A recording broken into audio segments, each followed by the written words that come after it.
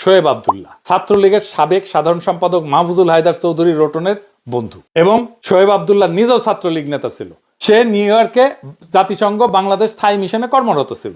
Shoaib Abdullah নেদারল্যান্ডে posting হইলেও প্রাক্তন পররাষ্ট্র সচিব শহীদুল হকের হস্তক্ষেপে পরবর্তীতে জাতিসংঘ বাংলাদেশ স্থায়ী মিশনে পদায়নপ্রাপ্ত হয়। নিষিদ্ধ সংগঠন ছাত্রলীগ নেতা শোয়েব বর্তমানে বাংলাদেশ দূতাবাস কাঠমান্ডুতে কর্মরত।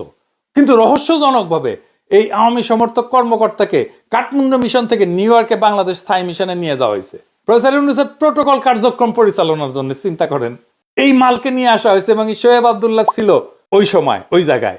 আপনাদের অবাক লাগতেছে না যে মির্জা ফখরুল গেছে, বিএনপির কেউ নাই, বাড়াইতেছে, মানে সবাই আওয়ামী লীগ। দেখেন আবার এডিটর সাহেব দেখান, বাড়াইতেছে, বিএনপির কেউ নাই।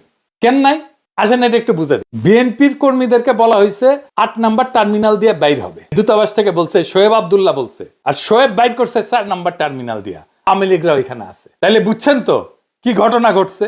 ওইখানে বিএনপির লোকেরা থাকলে এই কাজ করতে পারে না।